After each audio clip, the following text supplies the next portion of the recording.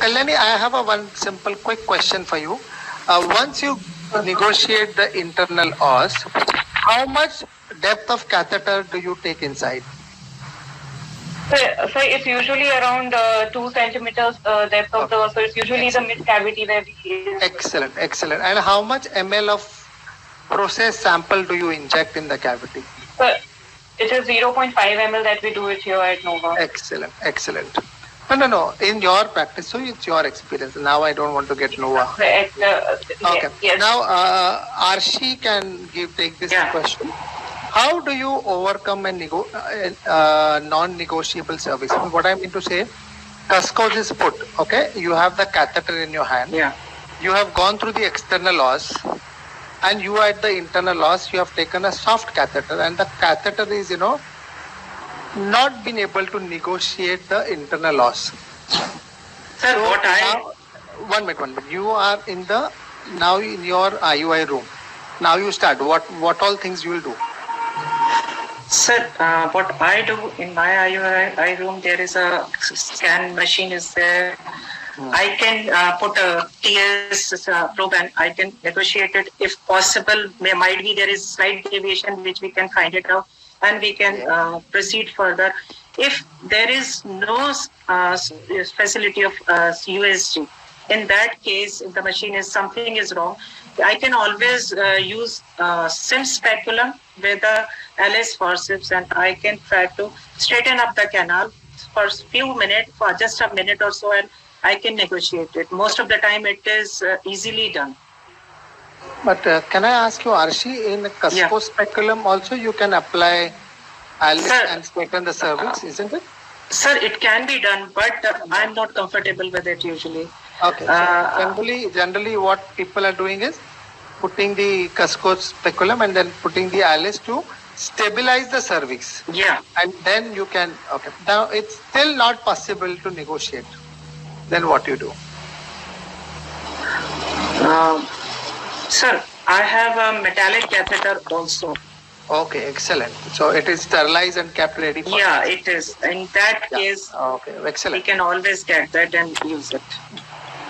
Anybody else has a different question? Now, if metallic catheter is not available, anybody else wants to answer? Suchita, Anita, Lipika? So first of all, it would be better if we do an IUI in a partially full bladder. That will take care of most of the antiversions. So we can always avoid trauma caused by Alice forceps. Excellent. I mean, in IUI practice, trauma by Alice forceps as compared to embryo transfer is very different, isn't it? Yes, sir. The implantation is going to happen after 7 days. Yeah. Okay. Now the next question. Anybody else has a one more thing is like, if you still cannot negotiate, say if you don't have a metal catheter, you have seen by ultrasound, soft catheter is dwindling. So anything else would you do? Anita? Sir, rigid catheters can be used and we can negotiate with a stillet inside the catheter. That can be used. Excellent. That's anything else? Actually, we are doing. Suchita, anything else will you do? Sometimes this also doesn't work, then maybe we can use Mesoprost. Mesoprost 50 milligram. 50 okay. Okay. Has anybody has an experience of using Misoprostol? Yes, sir. Okay. But that is generally done 4 hours prior. I mean, in the present cycle, I had to abandon it. And then I told the patient to try naturally in this cycle. And if she won't conceive, then probably in the next cycle, 4 hours prior to the IUI, I would put the Mesoprost and then prepare the sample and then inseminate. And I could manage to negotiate. I once used Misoprostol prior to IUI and she had such a strong contraction. She actually started bleeding. Okay, so for me it did not work. Only once I tried. Yeah, go ahead. I was just saying there are some hygroscopic catheters also available, so that can also be tried. Okay, so my as a last option, we can also inseminate in the cervix, and intracervical insemination would be the last option rather than cancelling the cycle. And something which is very, very important in IVF practice, we all should do. We remove the cuscos, we do everything. Then we do the paperwork. In paperwork, there is something remaining. I think, who else is remaining in the panel? Manisha, I think. Who else is there? Whose name I have not taken? Sir, I haven't answered. Lipika. Lipika, go ahead, Lipika. What will you do on the paperwork? So we'll write the problem that we encountered while doing the procedure that needs to be mentioned, because for further cycles the patient can approach another doctor and there should be a record of why the IUI was a difficult one. Lipika, why she will go to another doctor, she will come to you only. But in the next cycle, the record should be maintained. Yes. So what I do is do on the second or third day of the cycle, under vocal anesthesia, I dilate the cervix in the OPD itself up to 5 millimeter, and I know the direction. So the direction can be upward and towards the left, and I write it down on the paper so that on the day of the procedure of IUI, with partially full bladder, firm catheter and an ultrasound, I do this going upwards and to the left. Okay. So now, if you do an IUI, okay, and you remove the catheter and the sample completely regurgitates out, okay, and you just immediately check the tubes. Tubes are patent. So why this should happen? So maybe the volume of the inseminate is more than. Okay, go ahead, Arshi. Sir, most of the time it should not be more than 0.5 ml. And no, volume was perfect, 0.5, 0.3, perfect volume. So at times in apprehensive patients, uterine contraction can also cause the regurgitation. Internal spasm. Yeah, and the fallopian tube spasm. Or like today, Kalyani had to rush from her OPD and come. So last IUI, she pushed it very fast, and that can also cause regurgitation. So it has to be done very slowly. So that's the reason the new technology has come that inseminate over a period of 4 hours. There is a system by which you can inseminate over a period of 4 hours. Now, which catheter do you routinely use in your practice and why?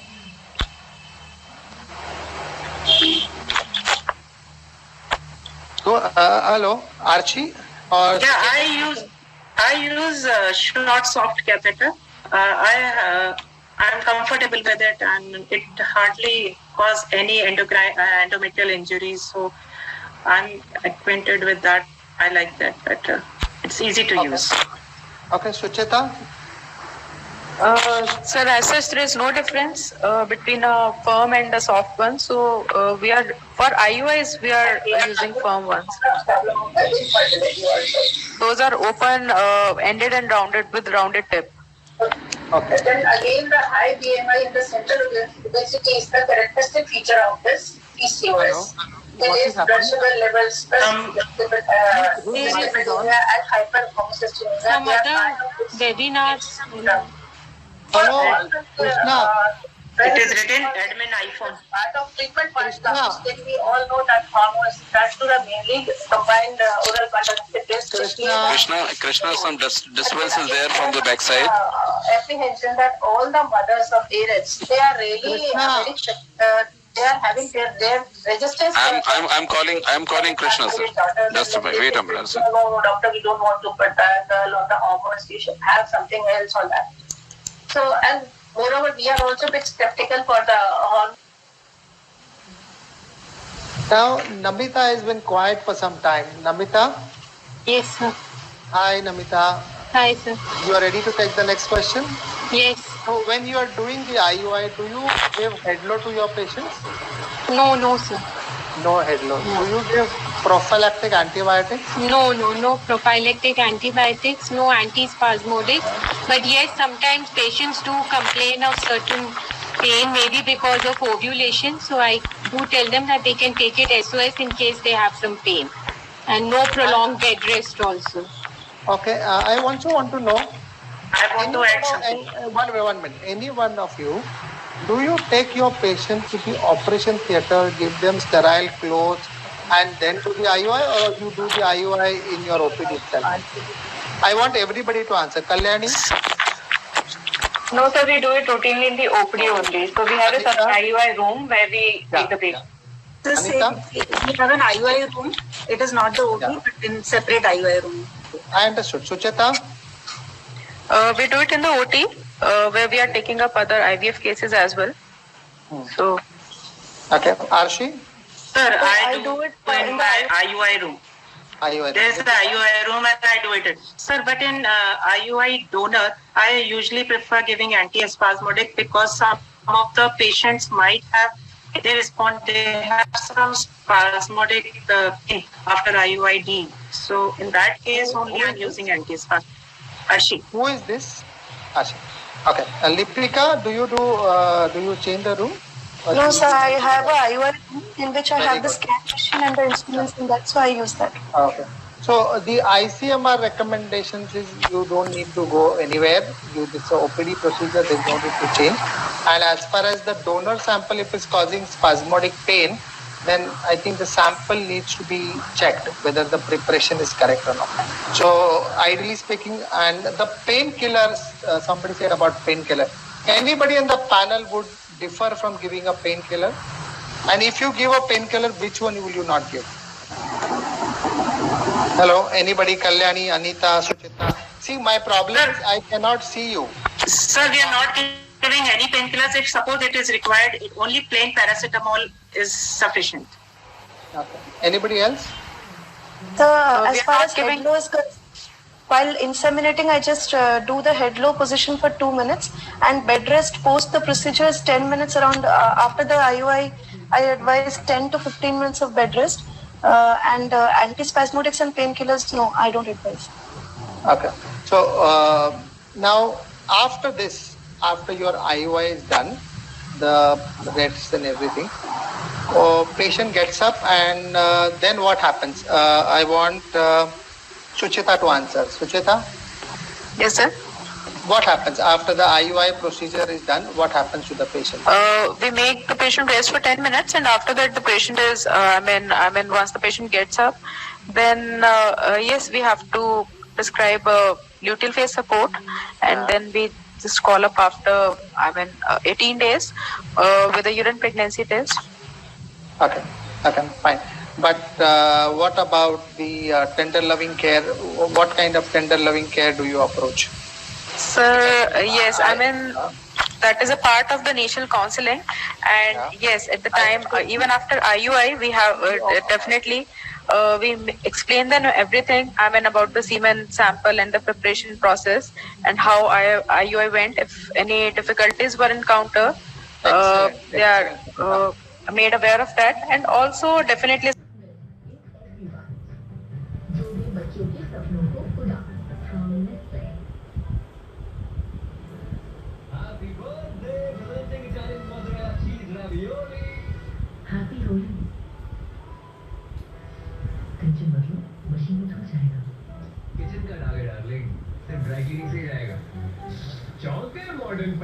Sir, as you told, in a very positive, assuring way, we have to tell them the realistic success rates without,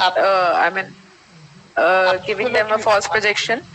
Yes. And yes, sir, then we go ahead with the luteal phase support. Why I took this question, because some of our patients, we get a papers after IUI. So all these practices are going to create stress in the patient's mind, and these all things need to be stopped because they do not have any role. Now I want to know about medico-legal aspect in IUI. So first thing is, now see what you are doing in your clinic and what advice you're going to give to the members who are attending it. Okay. So first of all, checking the identity. So how many of you all are checking the identity of the couple? So Kalyani. Yes, sir, we do routinely check for the IDs. So the IDs are checked at 2 levels. One is at the initial part of the registration when they are getting registered with us for the consultation. So that is the first time when we are checking the ID for the husband and the wife. And post that, at the time of the IUI, when we are taking the consent, so we do keep a copy of their Aadhaar card attached to the consent forms when we are checking. So any sort of, either it is Aadhaar card or any, and if the wife doesn't have any Aadhaar card, go ahead. Yeah, so if the wife doesn't have the Aadhaar card or any one of them doesn't have any sort of ID, then we at least check on the husband's ID, and we do ask for any mark sheets or anything. If nothing is available, then we take a self-declaration from them. Okay. Anita, how do you go about? Yes, the same thing. We also take Aadhaar card, and besides what she has said, we also, if possible, we'll take the marriage certificate also. Okay, so everybody to remember, some kind of identity is required by the couple. Now, consent. Once you have taken the consent according to the ICMR guideline only, how long you are supposed to store them? Let's Sucheta answer this. Sucheta? Sir, we need to store it for at least 5 years. And okay, wait, Sucheta, wait. Now we go back to Arshi. Arshi, how long you are supposed to store the consent forms? Sir, usually it has to be there till the child is grown up. I think it has to be kept. I don't really know the exact time, but I personally am keeping it since I started, because when the child can be grown up, then also it can be required, or any time it can be asked. So it is not 5 years or 10 years. Till the time you can store it. These are legally very important. Kalyani, can you tell me, according to ICMR guideline, how many years we need to store these consent forms? So as far as I know, I think it is up to 5 years that we need to store, and post that we need to send it to the ICMR, or we need to check with them for the further storage of it. According to me, we need to have the consent form either in soft copy or hard copy till 20 years. And after that, ICMR we need to submit. But the problem is ICMR is still not ready to take this consent form. So till now, for our safety, we are going to store this 20 years. Okay. 20 years. Now the next one is for Lipika. Lipika, do you have in-house sample processing? I suppose. But somebody has a sample processing from outside. Okay. Yeah. What precautions they must take, and what precaution the gynecologist should take? So I prefer collecting it in my clinic only, in the cement collection room. But if they outside, if at all they prefer collecting it outside of their home, in the previous visit I give them a cement container which is sterilized and which is readily available. They take that. They need to wash their hands thoroughly before collecting cement. They need to pass urine, sterilize the parts with betadine, and then. No, Lipika. I am not asking you the process of collection, Lipika. Okay. If the sample is processed. Okay. So you have a gynecologist who is getting a sample processed from you, and doing insemination in her clinic. Yeah. What advice will you give her? So the timing from the processing to the IUI procedure is very important. Ideally, the sample collection and the processing and IUI should be done immediately. But if it's processed outside, it should be done within a maximum time of 30 minutes. So and sample collection, one minute. Sample collection to insemination should be 90 minutes. Yes, sir. Including the processing. The temperature is fine, but you have not understood my concept. It is the slide on medical legal thing. So if the sample is processed from outside, how do you know that it's the husband only who gave the sample or somebody else gives the sample? So declaration. So I want Namita to answer this question now. Ideally, we should not be entertaining such things. The gynecologist should ideally refer to the fertility center only. Namita, people will stop referring patients to you. Can I answer? 1 minute. So then we have to take No. There are certain things we need to advise our colleagues. If you are doing this particular procedure, what care you should do so that you don't fall in medical legal aspect. So Arshi, you take the call now. Sir, it should be the husband. Undertaking should be written by the husband or the person who is saying the semen sample belongs to him and is responsible for it, and it belongs to him, and he should sign the consent with time and date on that in front of evidence. His wife and witness. Witness should be there, and then you also sign that And secondly, you should always mention on your consent sheet that this, even on consent, your consent paper, that it has been brought from outside and Excellent. we have taken it. Excellent. This is the way one should save our own back from the problems. Now, in a busy IVF center where there are 20-25 IUIs happening in a day, by chance, there is a chance that a mismatch can happen, right? So how do one prevent this mismatch? I want Kalyani to answer this question. So for preventing the mismatch, what we do is double witnessing. That is, two people from the clinic and the husband and wife, they need to check on the name, so that there is no confusion in the name. The other is when the patient goes to the semen collection, the container is given by the embryology lab. So embryology lab people are going to again double check the husband's name, the husband's ID, and if you have a software, then we check the ID number and everything again. We label the semen collection container with that ID number and then give it to the husband. Post that, when the sample is ready and we are doing the insemination, we are again cross-checking it with the husband as well as with the wife that this sample belongs to you. And as well as two people from the clinic as the witness to confirm on that thing, so that we prevent any mismatch from happening. So in nutshell, if I want to say that when the husband goes to semen collection, he writes his name and puts the label on the box. Okay. When the sample is come to the IUI laboratory, at a time, one sample is processed. No doubt your embryologist is super efficient, but he should know that one sample should be processed at one time. Means in the process, you understand, one can go for centrifugation, one can go here. Labeling of each and every container, catheter also. And when you are doing the insemination, sister identifies the patient, you identify the patient, read the name on the catheter, and then only do the insemination. Okay. Sample bought from home. I think you've already done this thing. Yes, go ahead. Somebody has to say so something. Basically, what we are doing is double witnessing. Double witnessing. Correct. So I thought. And so what we are doing is that when the couple brings the sample from the home, on the consent form itself, we make them write that it's a home collection. I wanted to add something on the. Hello, one minute, hold on. There is too much of disturbance going on. Hello.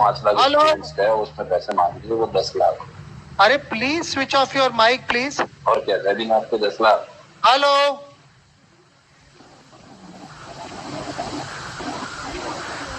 Hello. Okay, please go ahead now. So for preventing the mismatched insemination, I also practice writing husband of, because two people's name can be same. So I also write husband of the wife's name is mentioned, sir.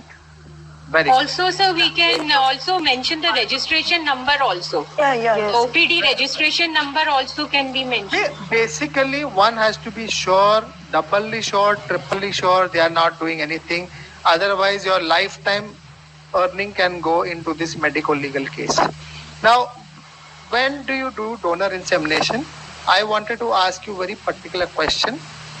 What does ICMR guidelines say when you are doing a donor insemination? I want Namita to take this question. According to ICMR, it should be from an ART bank, and it should not be a fresh sample or like that. It should ideally be from a ART bank, and there are specific indications in which we are to do it. No, 1 minute. So basically, it has to be from a ART bank. Yes. Now, in this situation, Namita, you can tell the gynecologist to refer the sample. Send the patient here for insemination here. Yeah? Yes. Now, can you, any one of you, see, I cannot see on the camera. Can you see whose mic is on? What is going on? It is so disturbing. So now it's fine, sir. The disturbance is I can see this still here. Okay, doesn't matter. The next slide. Post IUI instructions. Okay, other than routine medicines. So bed rest. All of you agree. How much bed rest? Nil. No. Nil. Nil. No bed rest. Fantastic. Traveling? Yes. Routine She can travel. And she can go to the work? Yes, Yeah. yes, sir. She can stand and do the work? Yes. Yes. She can travel by rickshaw? Yes. Rickshaws are on the roads of India are very bad. Can they? Yes, they can. Can they eat papaya? Yes, sir. Yes, sir. And what all garam food, chicken, mutton, all that they can eat? Everything they can eat. Everything. No restrictions. No restrictions. Can they do exercise? Yes. Yes. They want to be zero figure, so they can do exercise, even Yes. lower abdomen? Absolutely Yes. fine. Yes, fine. Can they have Yes. sex? Yes. Yes. Okay. And what about counseling? So counseling, last time somebody explained very clearly how to go Excuse me, step by sir. step.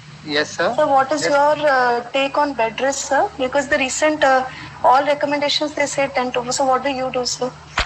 I am asking post IUI after the instructions. So when they get up, so 10 minutes for everyone. Okay, sir. Okay, Yeah. sir. In our clinic, what we do, we give them meditation. Okay, sir. 15 minutes meditation. They'll listen to this thing on the bed, and then they get up. Okay. TLC, I told you everything is been covered. So IUI topic is over. I hope. But Sir, can I one just thing add I one add- single point? Yeah. Go ahead, please. Add all your points now. I especially advise them plenty of water, because most of the female, their intake is less and they usually land up with UTI and all. So special instructions is they should have plenty of water, because most of them are restricted from water intake. Okay. In Rajasthan, they're So it is an area specific problem, so you can tell them. Sir, can I Fantastic. ask one thing? Yeah, please go ahead. Sir, regarding the previous slide in which you were asking about how to prevent regurgitation of the semen sample in IUI. So I read somewhere that you can bring the blades of Cusco speculum down towards the cervical lips and just tighten the lips lightly with the speculum blades. So do you have any experience of that? See, I know one thing, that if the fallopian tubes are open, Yeah. the doctor has 5 to 10 minutes of rest in his mind and calmness in his heart, and very steadily he injects the sample without in a rush. Okay? I think this would not happen. If it is still happening, there is something wrong with the patient itself. Maybe this is not the candidate. Maybe sometimes what happens, we rely on laparoscopy finding of somebody else. Or the laparoscopy is done 5 years ago, 3 years ago, right? Yeah. And maybe something has gone wrong in between and the tubes have become blocked now. Okay? So we don't. हमने इसके बारे में पहले कभी सुना नहीं है, इसीलिए तो इतनी हेल्दी कंपनी है इसकी, हमेशा बोलता है, कभी कोई इससे हाथ नहीं आऊंगा, तो उससे पहुंचने का कोई रास्ता नहीं है। इसलिए कभी बाकी मेरे साथ ढीला होता है। मैं कस्टमर बन के नहीं जा सकती, मैं ऐसा कुछ करूंगी, ये मैं एक्सपेक्ट कर रहा हूँ। हमें कुछ ऐसा जुगाड़ करना होगा जिससे हम उसके पास नहीं, वो हमारे पास आए। यूजुअली ड्रग के सप्लायर्स एक ही ड्रग में डील करते हैं, लेकिन वो हर तरीके के ड्रग्स में डील करते हैं। इसका मतलब है कब से भी लेते तब से ना इतना राज किया साला। जहाँ तक मेरा जानना है सूरी, साउथ अमेरिकन ड्रग इतनी आसानी से नहीं मिलती है। बिल्कुल, और मेरी भी तो भी बड़ी महंगी। यानी ज़्यादा प्रॉफिट मार्जिन, वो बिजनेस के लिए कुछ भी करेंगे। अगर मैं बात वकील तक पहुँचा सकूँ। So, young girl, PCO ovary, okay, day 2, you scan, no retention cyst, you need to start gonadotropin. What dose would you start? 75 HMG, Anita. highly purified HMG. Is it Anita? No. Okay, it is RC. Okay. Yeah. So, Anita, what dose would you start? Sir, I would start with 75 international units of Excellent. pure FSH. Excellent. Now, as far as little older patient who is 35 with ovarian reserve of 1.5, antral follicle count of 5 on each side, Suchita, what would be your starting dose? Sir, she seems to be a normal responder. In case we have decided upon a gonadotropin cycle, I would prefer highly purified FSH 75 international units. I think HMG 150 units would be better, I think. Who is this? Sir, yeah, I agree. HMG 150 units. Her AMH is on the lower side. Her age is 35. Android follicles are around 10 in total. So I think the preferable would be to give an HMG, the combination, and to start with the dose of 150. Excellent, excellent. Everybody, so this is the way we think. So it's the age, AMH, antral follicle, and previous response you will decide.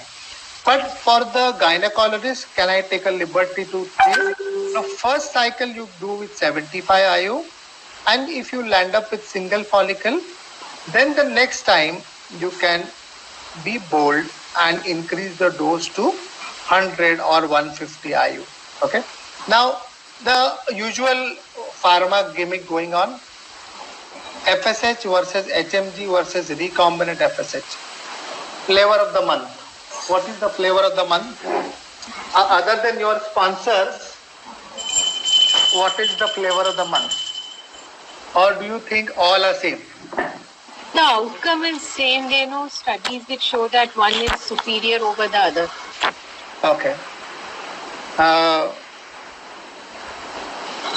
So I think it's quite easy that out of the FSH, HMG, recombinant FSH should always be tried to reserve for the IVF cycle. Among the FSH and HMG is something which is commonly available. It is quite cheaper and it is quite easy to be administered also. So HMG is usually the choice number one if you are planning for an IUI cycle. FSH, yes, if she is a patient with PCO and you have done those day 2 tests of FSH LH reversal and seen it, then probably you can have that FSH. But still nowadays we prefer in PCO also to give the HMG. That is my opinion. So if I want to know the take home message for the audience, Kalyani, can you sum it up please?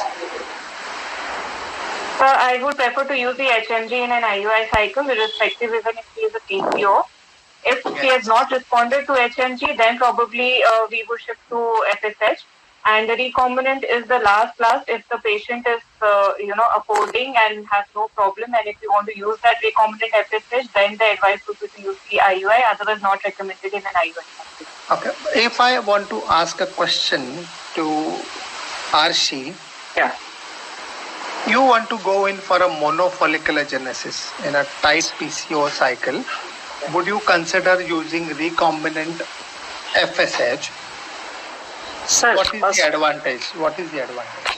Sir, I need to use recombinant, and sir, we can always titrate the dose. The only benefit with recombinant is titration of the dose. We can always start with the lowest dose, like 37.5, and we can always increase by 12.5, and then we can slowly, after giving for 4 or 5 days, then we can increase the dose, titrate it, and then we can see the results, and we can always get a.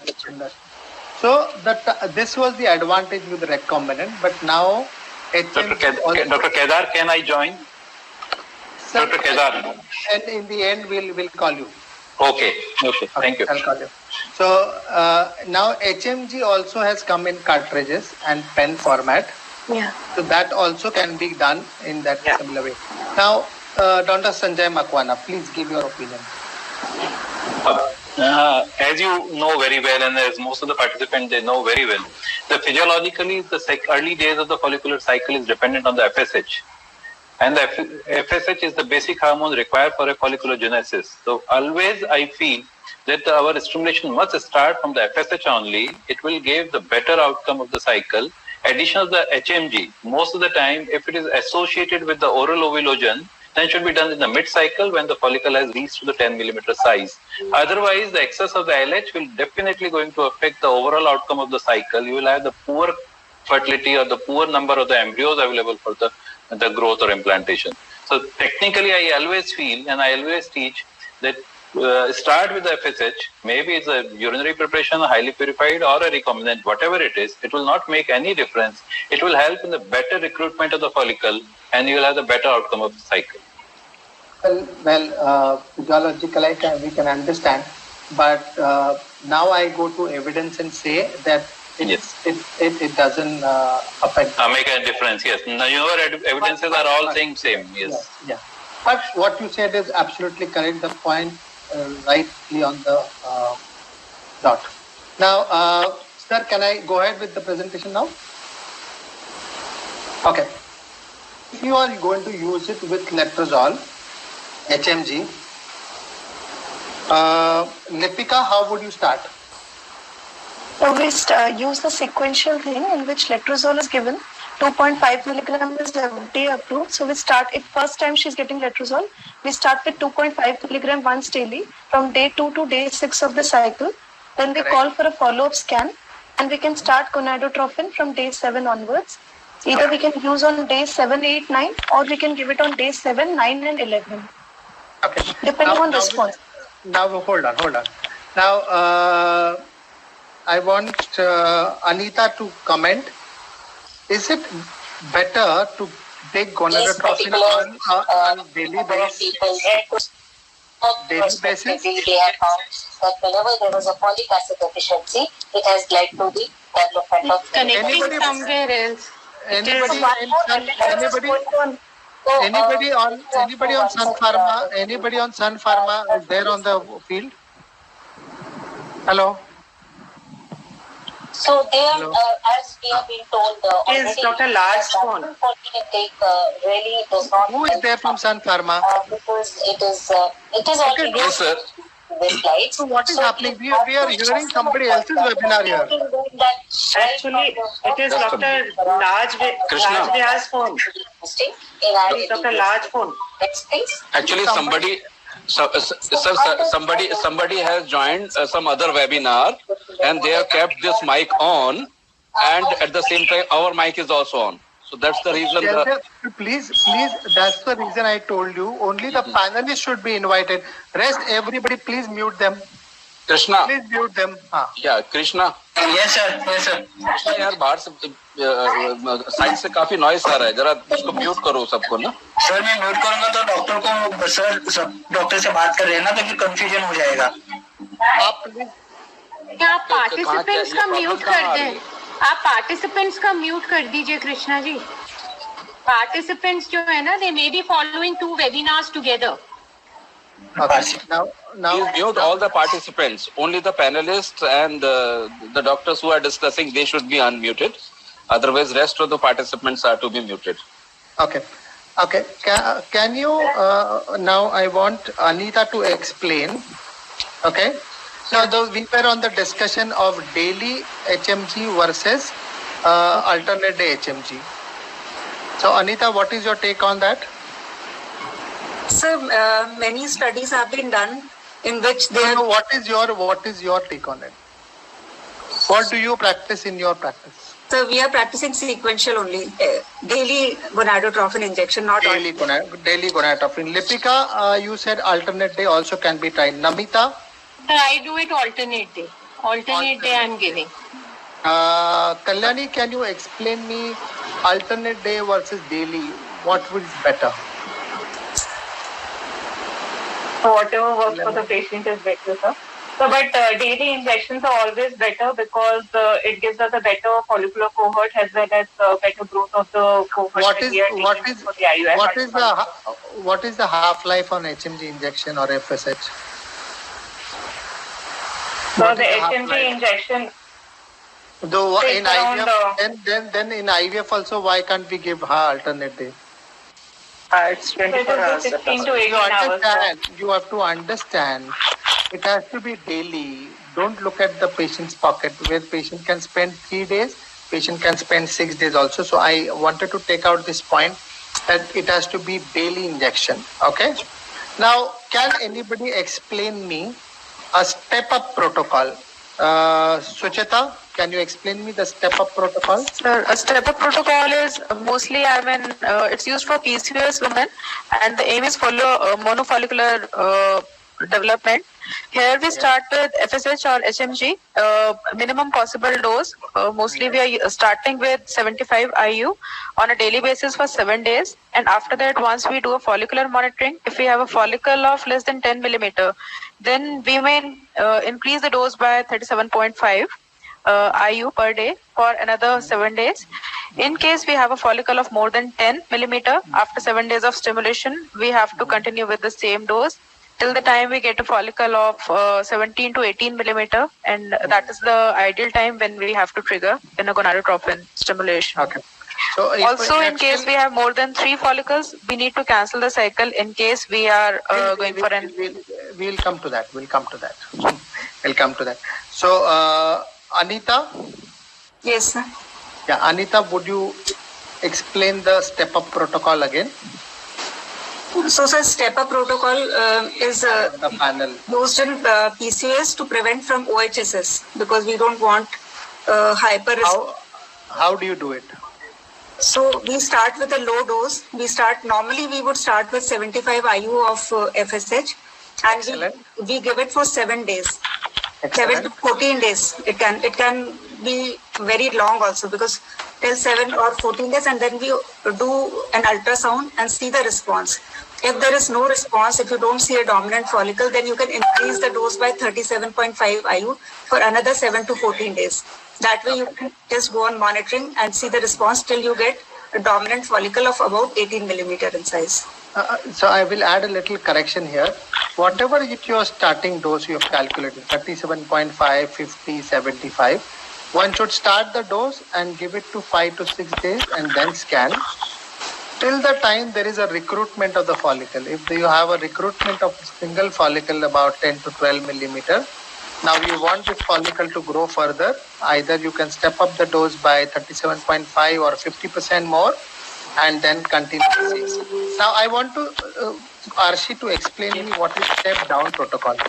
Sir, in this case, if the number of follicles are less, it is usually followed, and we start with something like 300 IU of the gonadotropin. It is for IUI. Huh? Okay. Then only 150. And we'll, after giving it for 5 days, we'll monitor the follicle.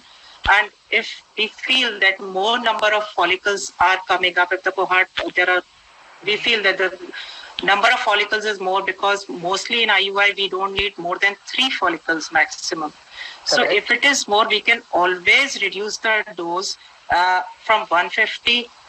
If recombinant is there, we can reduce by 37.5. If HMG is there, we can always reduce by 75 IU. And then for another 3 days or 4 days, we can give it and then monitor it. Kalyani, you've been sleeping for some time. Tell me about step down protocol. So in the step down protocol, like how Dr. Arshi said, that we start with a little bit of higher dose in that initial recruitment phase. So in the case of IUI, we may start with 150.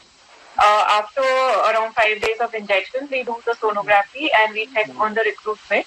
If we are satisfied with the number of the cohort of the follicle that we were aiming for that patient, that's around 3.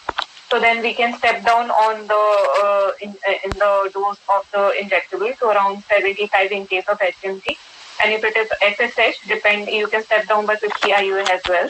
And then continue that same for the next 3 days. Again, do the scan and see how it is responding. And then if you want to reduce more, you can, or else we go ahead and then do the trigger for the IUI.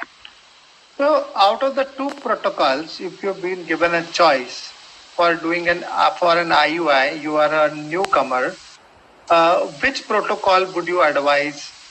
Step up. Step up. Everybody step up? Yeah. Step up. So everybody understood the step up protocol. Step down. So basically step up protocol for IUI, step down protocol for IVF, right? So initially you give high dose for recruitment. Later date one can reduce the dose so that unnecessary smaller follicle will not grow and they will not contribute for OHS and multiple pregnancies. So now we come to something for cancellation of cycle. So I want Namita to tell me, when do you cancel the cycle of IUI, and when, if you not cancel it, what are the other options available? So initially we have to counsel the patient first of all before starting the IUI cycle, especially in PCOS patients, that we may have to cancel the cycle if there are more than 3 follicles, dominant follicles, or she should be ready to convert it into an IVF cycle also. So not more than 3 follicles, otherwise there is risk of multiple pregnancy definitely. So your cutoff value for cancellation of cycle is three follicles. Yeah. And for conversion into IVF cycle, how many follicles? At least if there are 4, 5 follicles, then we have to correlate it with the E2 levels also. Yes. Okay. So please go ahead, do it and tell me. So if the E2 levels are high, if they're more than... How high? Yeah, if they're more than... say, if we say that more than 1,000, then we have to think of IVF, converting it into an IVF cycle. Lipika, can you tell me something about the E2 levels and number of follicles for cancellation? Approximately. Yeah. One dominant follicle approximately releases 150 picograms of E2 estradiol. So around more than 1,000, if the estrogen E2 level is more than 1,000 picogram per ml, it suggests that there are more than around 4 to 5 dominant follicles. So it's either better to cancel the cycle or convert the cycle to an IVF. You know what patient says, sir, we don't mind having a multiple pregnancy. Okay, so in that case, Arshi, what should be the approach? Sir, it is not the point of multiple pregnancy right now. It is ovarian hyperstimulation syndrome, Arshi. Sorry. 5 follicles. 5 follicles, E2 must not be more than 1,500. Yeah. So, do you think you expect hyperstimulation in this patient? No. No, right? So, yeah. But you are worried about multiple pregnancy. So, if the patient... Sir, actually, if with the risk of multiple pregnancy, the antenatal period, the problems will be there. She will be having preterm deliveries, abortions, and so many things will be there. So it will be very hazardous for herself. So it is the duty of obstetrician to guide that patient. This will lead to problems, and you will be in trouble in future with this risk. All these risks will be there: PAH, eclampsia, blood pressure, diabetes, so many things. So starting from multiple pregnancy from stage 1 in the last stage, one has to counsel regarding multiple pregnancy and then let the patient decide. Okay, and one has to be careful that you should not cross the limit. Suchita, what else can be a reason to cancel the cycle? Other than the patient say comes COVID positive, what else can? Sir, since we have also not given antagonist, so we may not be absolutely sure about the timing of ovulation as well. Also, the endometrium may not be very conducive for a pregnancy. So, personally, I feel, Suchita, endometrial evaluation should happen before the IUI cycle is started, isn't it? So, once endometrium is very good. So, with HMG, the endometrium will be much better. So, anything else is missing. You all are missing on something else. We talked about hyperstimulation, but we are missing out something else. Poor response. Follicles. Poor ovarian response. Yes. Who is this? Namita. Namita. So once you given, how many days would you give HMG to tolerate, how much dose you will give, for how many days will you give? Rough. Maximum, I think 300, we should decide that, yes, she's a poor responder. Anybody else want to take? Kalyani, would you wait? Will you? I keep the limit up to 225 IU of HMG in an IUI cycle. If the patient is not responding with 225 IU, so probably there's some problem with the with the recruitment or with the injectable, and we need to take it to the next cycle. Anita? Yes, sir. I don't like to increase my dose for more than 225 in an IUI cycle, or maybe minimal stimulation also sometimes, clomiphene with 150 IU of HMG. So basically, we all agree that we do not go on increasing the dose just like that. If to a particular limit, 150 given for 5 days, 75 you have given for 5 days, so 10 to 12 days of HMG is already being given and there is no recruitment of follicle, which means that you have to step back, re-evaluate the whole situation and come back. Okay, are we done with this? We'll go to the next slide. Sir, I have one question. 1 minute, Yeah. So this is how we do it. The letrozole, day 2 to day 6 or day 3 to day 7. Day 7 onwards, you give FSH daily. This is the step down protocol. You give the higher dose of HMG. Recruitments have started happening. Step down, step down. This is step up protocol.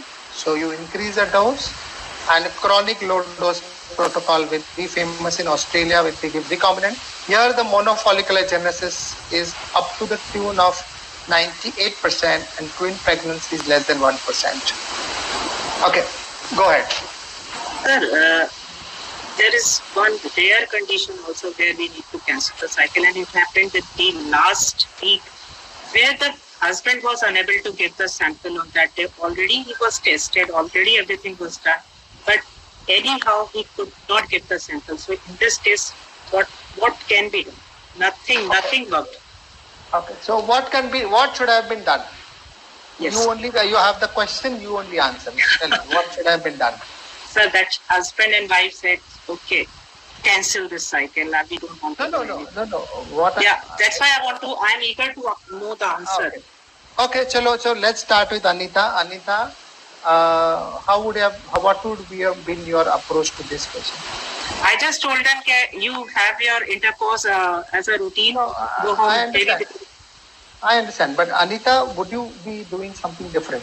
Sir, maybe we can try with sildenafil. We will give sildenafil to husband. Everything tried. One minute. Arshi, now wait. So sildenafil. Sucheta? So we can send them home for a home collection. Wow. The anxiety factor is well taken care of. Sir, if this is environment. One minute. Lipika? Yes, sir. If there is a cryopreservation facility, we can keep a sample when we start the stimulation cycle for the wife, not wait till the day of the IUI. That's what I think. Now I'll ask Kalyani. But I think Dr. Arshi said that the One minute, Kalyani. How do you identify these kind of patients who are going to have difficulty in correction? Can you identify that? Yes, sir. So, sir, if the patient has been with you from day one, so normally we ask them to get one semen analysis done at your center so that you have checked that you know how the count is, and we know that whether he is facing any problems or not. In case if he has the difficulty, then we are going to propose them that we will be freezing your sample and kitting so that on the day of the IUI, if you can't give the sample, we have your frozen sample which can be used. And but like I think Dr. Arshi said that he had already been evaluated and there was no problem when he gave the first time. So there can be certain times, on the day of the procedure because of the anxiety and the stress, maybe they are not able to give the sample. So I think probably we can just. So IVF, so we always do a sample which is always frozen with us as a backup because in that 10 days of stimulation. Yes, in the 10 days of the stimulation, we don't know if he's going to catch fever, if he is a person who has been working outside and traveling, if he can reach on time or not.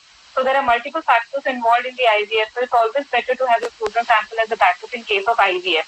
But in IUI, usually we don't prefer freezing the sample unless the patient gives us the history that he has some ejaculatory dysfunction or if he has some problem in collection or when we have asked the patient to collect at the center that he's facing the problem for giving the routine semen analysis. Absolutely. Now, I have a question for you all.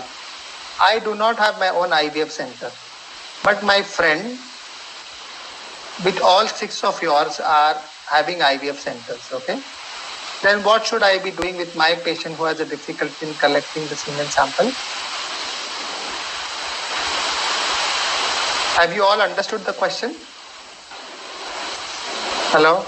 Yes. Yes, sir. I will send it to you, ask you to request you to freeze the sample, okay? And on the day of IUI, I'll send the patient to you, get the sample processed.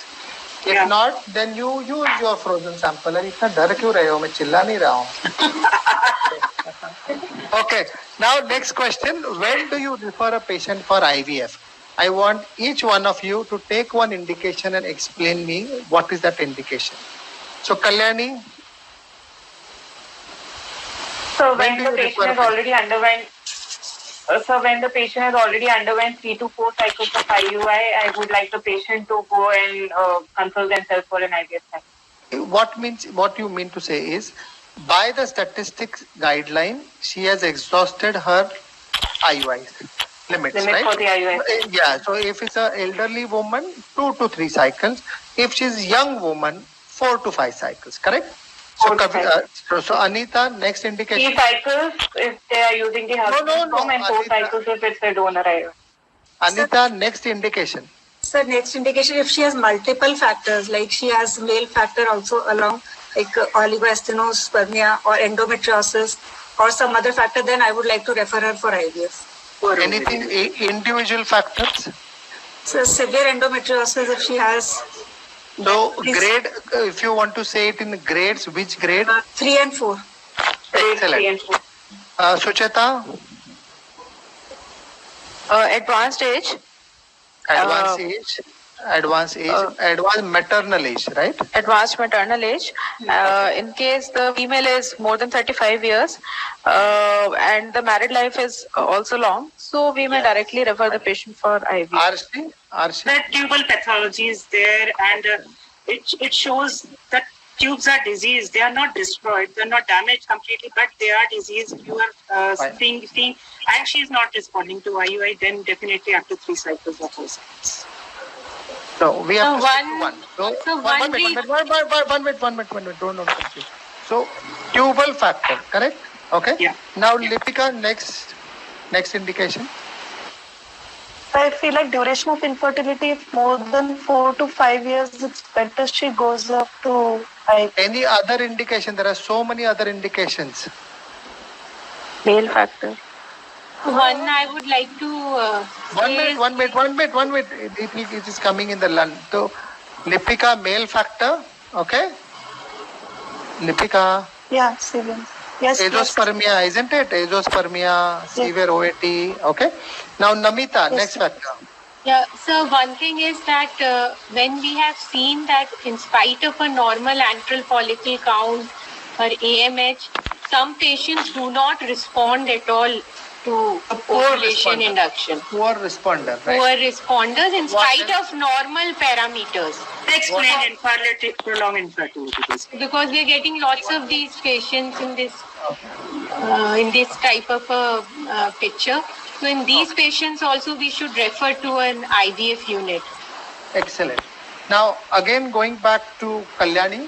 Kalyani, any other more indication? Low AMH less than 1, where on the sonography the poor ovarian reserve is also seen. The patient should be straightforward sent for an IVF unit.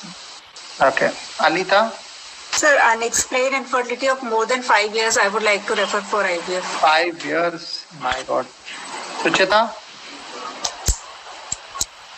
Most of the indications have been covered, but PCOS can also be an indication. I mean, the third line treatment for PCOS will be IVF. And this number of reasons. So, the other one reason is PGD. If we know that current implantation failures, genetic factor when you need a donor egg or a donor sperm, and severe endometriosis grade 3, grade 4, and surrogacy. Okay? Okay? Everybody and so if understood? the previous child, so one more sir, so if the previous child has already been affected with some genetic abnormality for PGD, sir. तो वो RPL में आ जाएगा ना बेटा? Means आ जाएगा. PGD means advance. चलो ठीक है. Okay. चल. Now we have a case. Okay. Patient with 26-year-old, decreased ovarian reserve, married for 2 years. Tubes patent, semen analysis normal.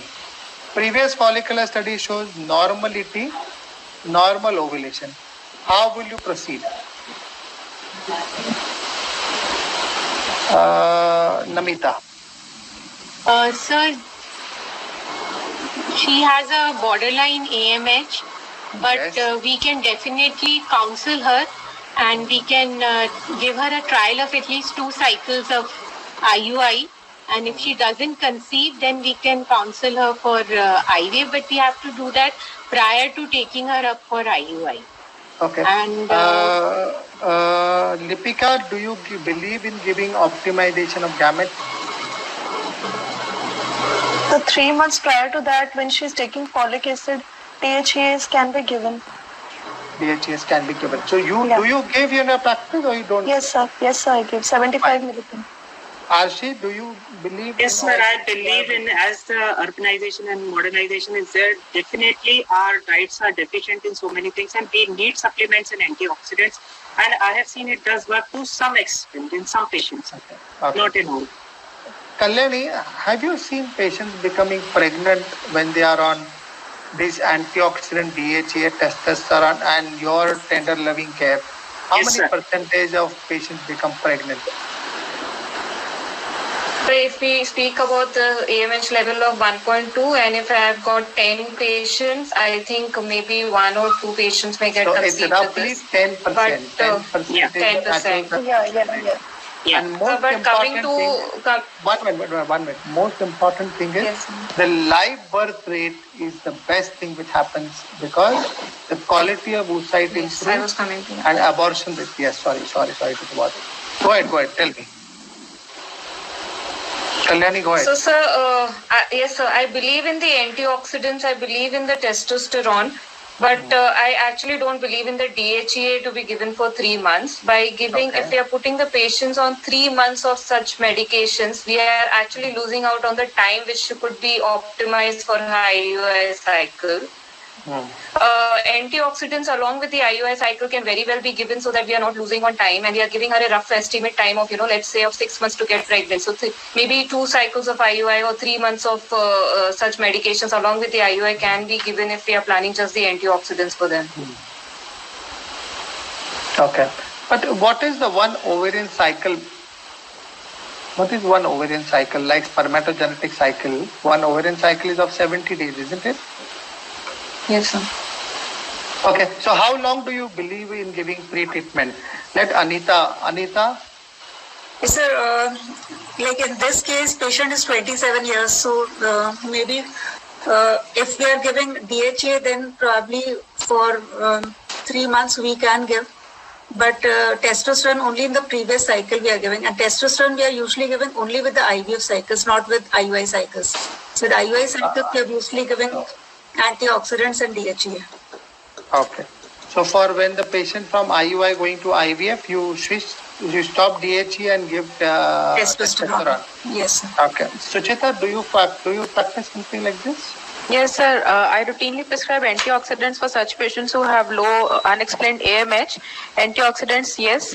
And DHEA, I am not giving in routine practice, only for those who are as an interim treatment, for those who are like willing to wait and not go ahead with any treatment. Only for those subset of patients, I would like to add DHEA and wait for 3 months, not otherwise.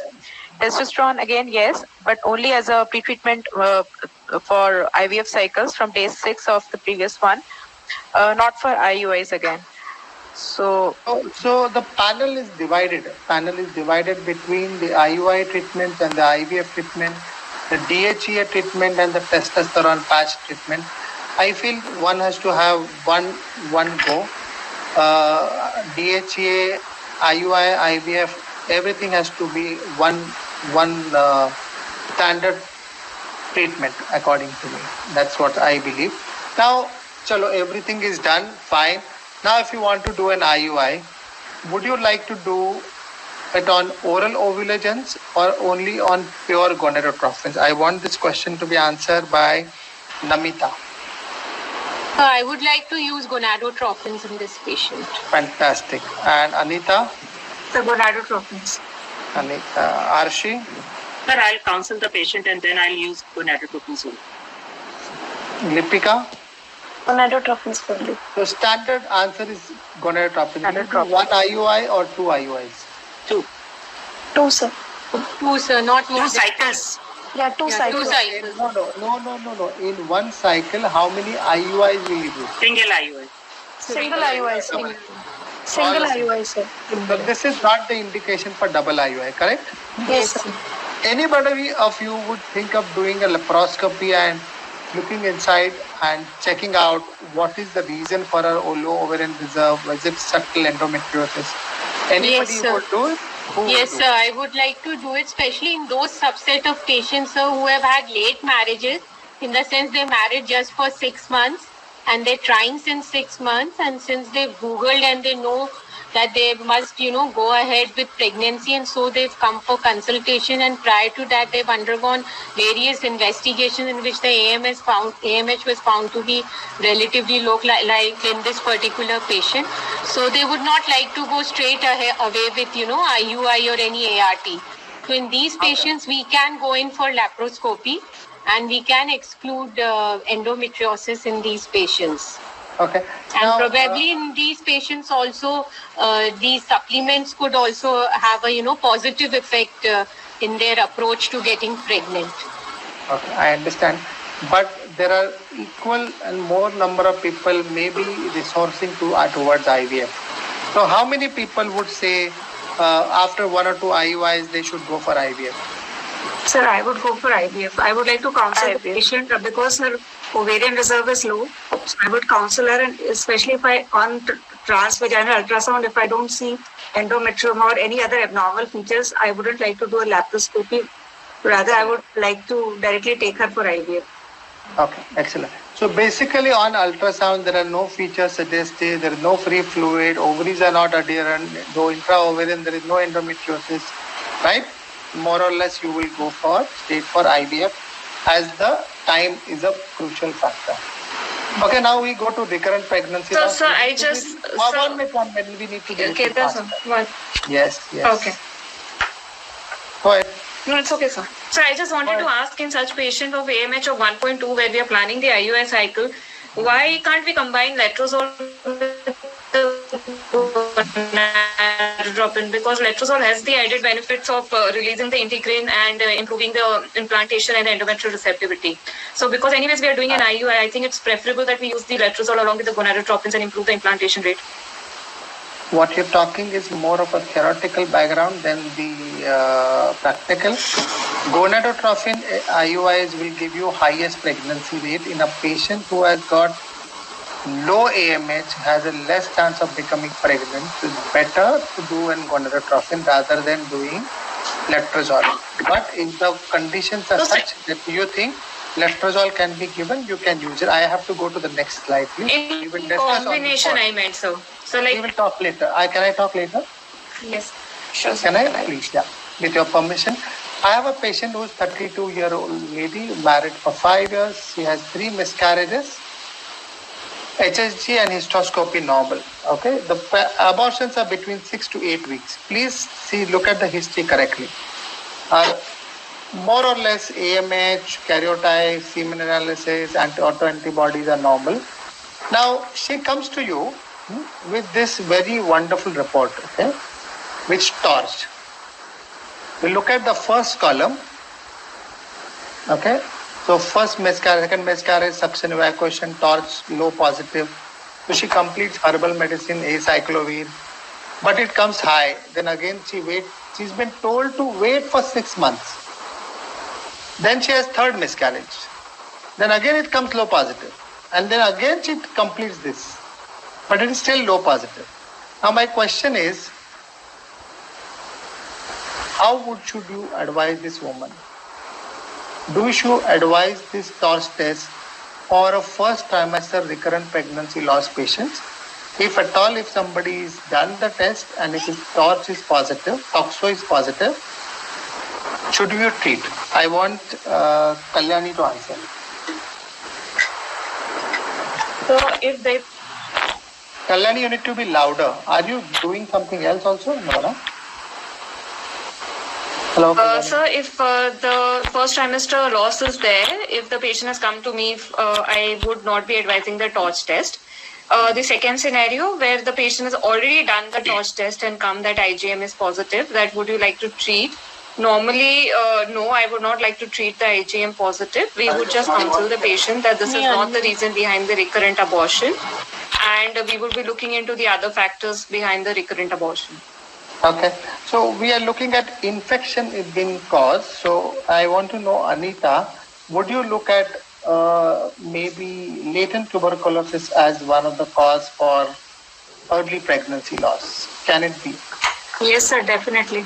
Yes. Now, how do you diagnose latent tuberculosis? So I would like to do a biopsy, endometrial biopsy, and send it for RT-PCR.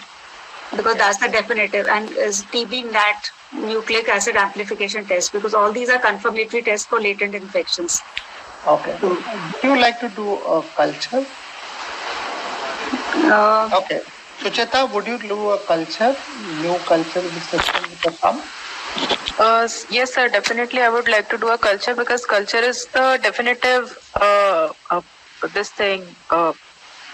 modality for diagnosis. Also, culture tells us the activity, the actual activity. TB PCR can come negative even in the previous, the inactive tubercular bacilli also. So I would like to go for TB culture or CB-NAT. So, basically, it is bacterial culture, isn't it? Yes, sir. You'll have to send it to for a bacterial culture.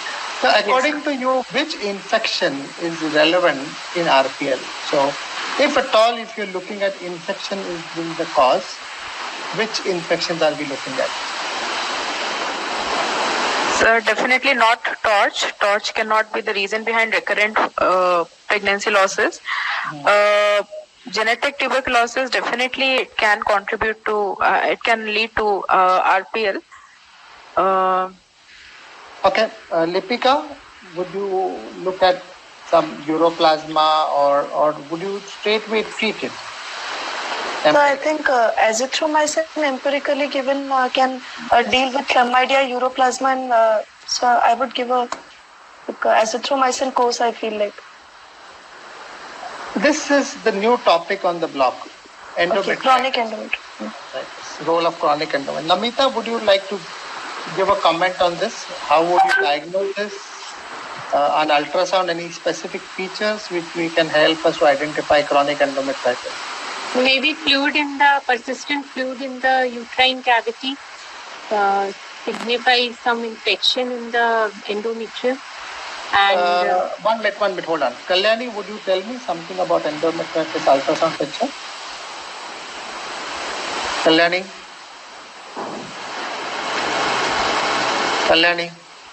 Anita?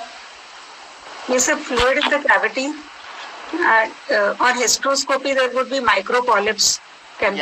So that is. Sucheta, on ultrasound, can you? How do you? Sir, I need 10-20 minutes more. 10 minutes, sir. How do you diagnose? Hello? How do you diagnose an chronic endometritis? On ultrasound. On ultrasound. Sir, it can be, the fluid in endocavity or the persistently thin endometrium. It's basically an endomyometrial junction is. Yes. Yes. Yes. Go ahead. Endomyometrial junction. Go ahead. Irregular endomyometrial junction. Yes.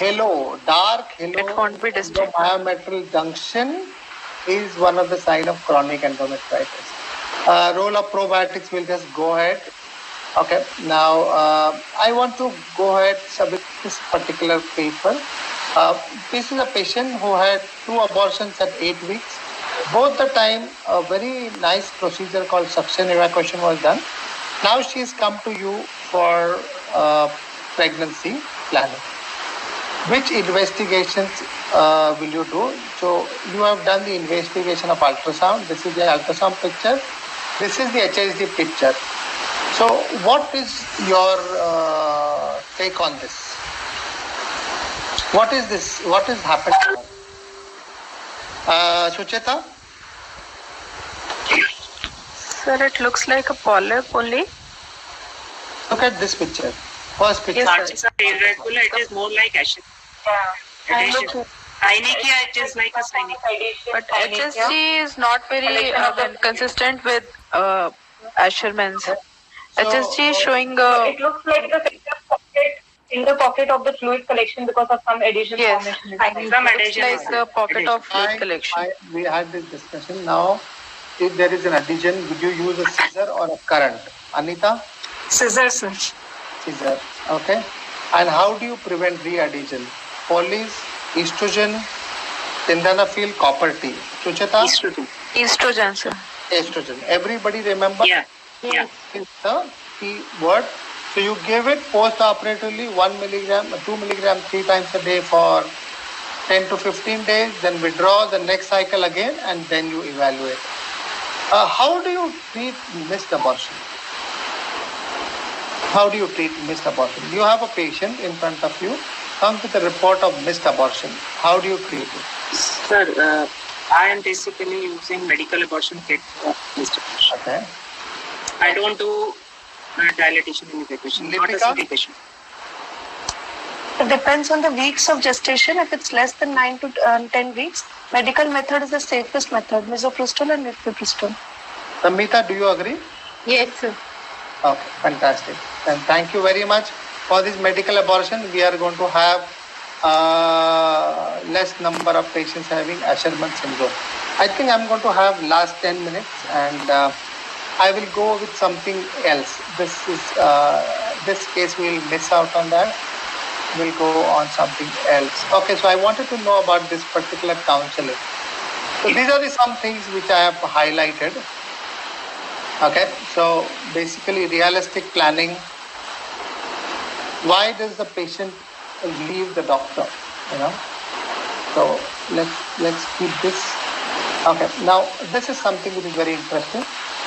Okay, now we all know, we tell our patient how to do weight loss. I want each one of you to tell me one particular method you advise your patient to do weight loss. Namita. The brisk walk or gym if he's comfortable. Yeah. Nipika? Sir, carbohydrate restriction, brisk walking, and doing something like if they enjoy sticking to their hobbies. Like if they like dancing, they can choose that. Or if they're doing something like even if they're watching TV, they can do jogging on their static jogging or brisk walking, preferably around 5,000 steps per day. Arshi? I advise them to have a walk at least 2 times a day with husband at night. So then the emotional factor is taken care. And secondly, more of proteins, less of carbohydrate, and plenty of water. Arshi, you forgot to tell whose husband. Anyway. Good one. Sita, what would you advise them? Brisk walk or whatever, any hobbies, she can start pursuing any game she's interested in, at least for 45 to 60 minutes and for 5 days a week. And I would also like to give her a target of 10% of weight loss over 6 months, along with the diet plan. That was a very, very, very close answer. 150 minutes per week of exercise. Yes, same. I believe that if we're going to eat all 7 days, then I think one should do exercise all 7 days. Multiple small meals with our farmers do exercise every day, work every day. That's why they are so thin and lean. Anita, next, what is your advice? So same calorie restricted diet and some walking and outdoor activity. So I also recommend exercise every day. Problem with us is that we are not very keen and we are not very clear exactly what. Walk means how much walk? 10,000 steps per day. See, your patient is a driver's wife. You're going to tell her 10,000. At least going 40 minutes, minimum 40 minutes. Try and understand. Send it to an expert. That is what I mean to say. So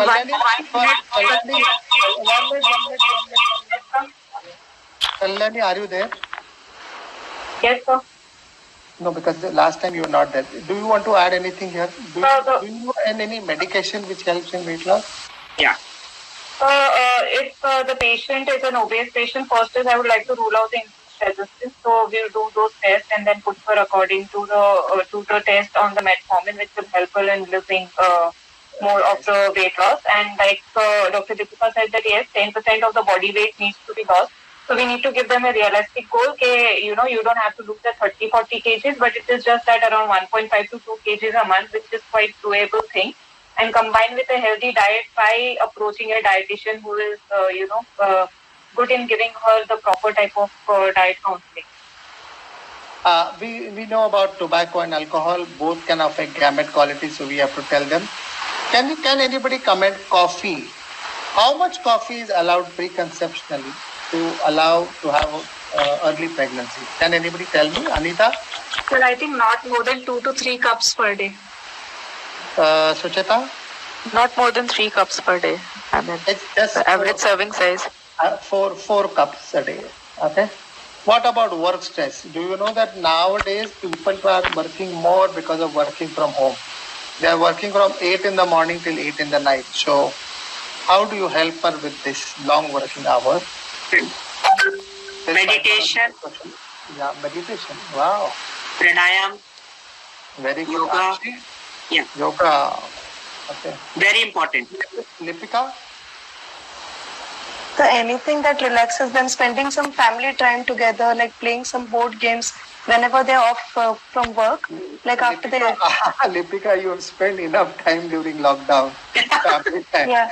So like spending family time together, relieve stress. I think. The best thing is to do any hobby, do gardening or spending time with nature. That is also. No, we are talking about a person staying in a job.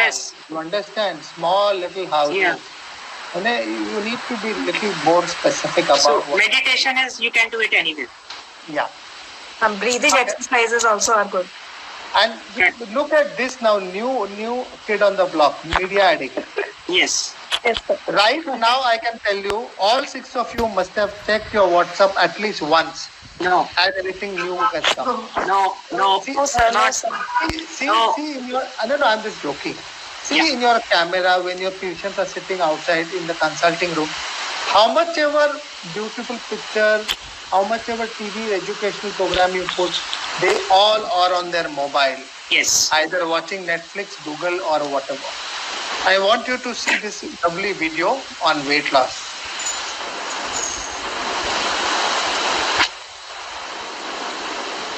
This is in the Paris. In the one of the blocks this happened. As they started cycling. Wow.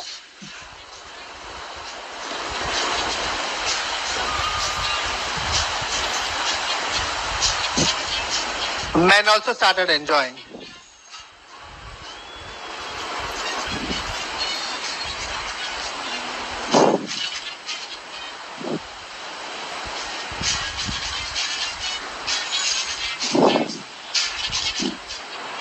They already are so thin.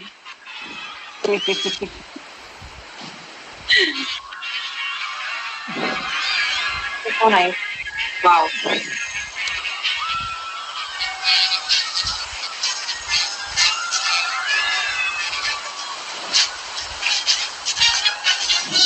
He says you have lost 2,000 calories. It says you have lost 2,000 calories. So whatever you make it enjoyable. They already have lot of tensions, pressures at home. And in the end,